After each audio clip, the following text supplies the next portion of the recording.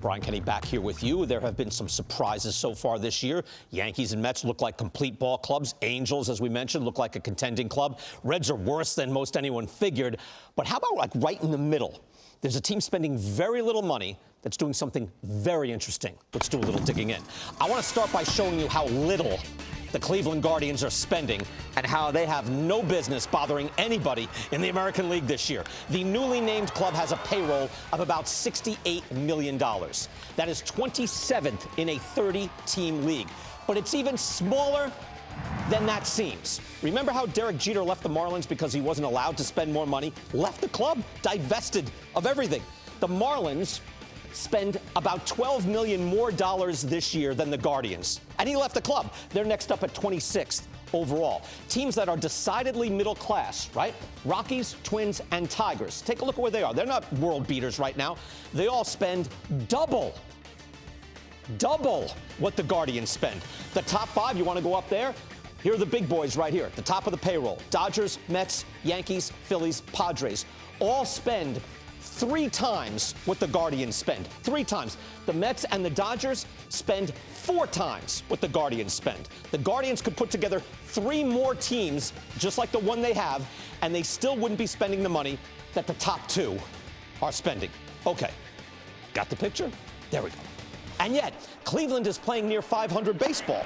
I know you're thinking, well, it's their pitching. They have Shane Bieber. They have that nice homegrown staff. But their park-adjusted starter ERA is 27th right now. Out of 30 clubs, they only have 1 starter better than league average. And their relief pitcher ERA, park-adjusted as well, is 12th. It's not the pitching. The Guardians are punching above their weight because of their hitting. They're 4th in weighted runs created plus. They're 7th in runs per game. They're 11th in on-base, 7th in slugging, while only 17th, that's middle of the pack, in home runs per game.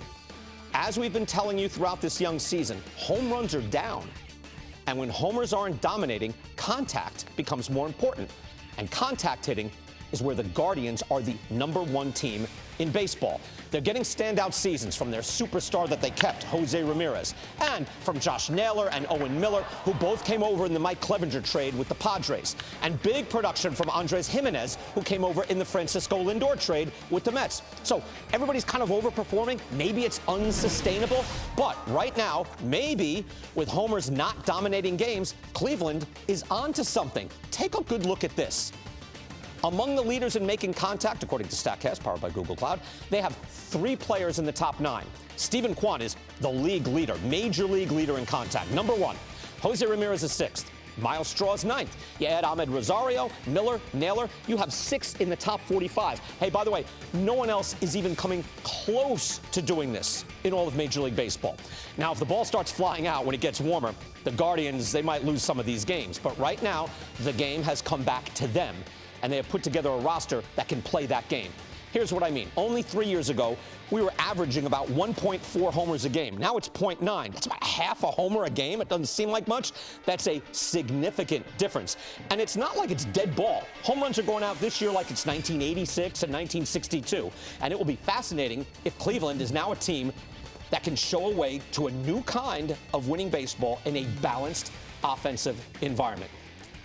You guys have been on the show while I've been talking about this. I keep talking Cleveland and Steven Kwan and everything else, but I wanted to put it all together with what we've learned. What are we learning here? Yeah. BK, I don't think this is coincidental. I think they've prioritized in the draft. I think they prioritized it in the trades that they've made. I think it's a philosophical approach within their organization. I think it's a fascinating concept in team building and organizational building. You pay for power. In our game, you don't pay for contact. So if you can't afford power, then you pay for elite contact. I'm of the belief that guys that make consistent contact are eventually going to hit home runs. I'm also of the belief that Ramirez, Reyes, and Naylor are going to have to hit some home runs to balance out their elite contact guy. But a lot of these kids that you don't think are going to hit home runs, wait a few years, you're going to see they get 12 to 18 in that area. Then the sum of that begins to look rather attractive. Yeah, they're middle of the pack in hitting home runs. They're not anemic as far as power, but they're in the middle where they get their defense is quite good. Again, they've loaded shortstops up in the middle. Miles Straw, they extended, they put him in center field. He's a contact fielding guy. I'd love if this worked. I think, John, maybe they got a bit of a break when the home runs went down because suddenly They're very competitive. They maybe did. It's not a coincidence that Quan is number one. He is a contact savant. He was that way when he teamed up with Madrigal in college. I mean, that's the way he is. Miles Straw, I loved him, see him in New York, what a feisty guy is. I know that's an analytical I like feisty. comment. No, feisty's good. We like that. Good cut of the jib. One thing I'll say about the Guardians, they make great trades. Antonetti and Chernoff, the front office, really good trades.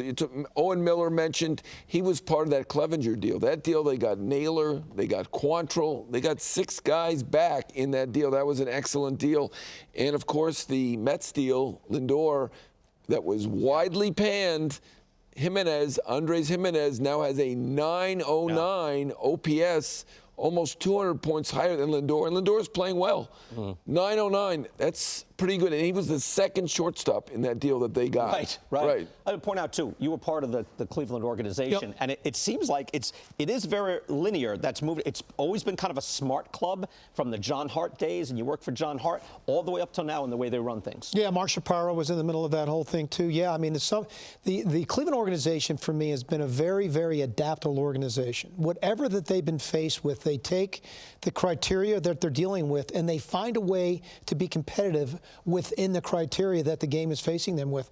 And that started back in the late 80s, early 90s, and it sustained itself right through the course of this season. Okay, they're 16 and 17. I know that world beater, but again, I use that analogy. They're punching above their weight. It's kind of fun to watch. And their pitching is better than it's shown so far. I still believe in Bieber, so they may be in that competition. That Central is wide open. And by the way, I will make one correction. I call that the O'Dowd era, not the Hart era.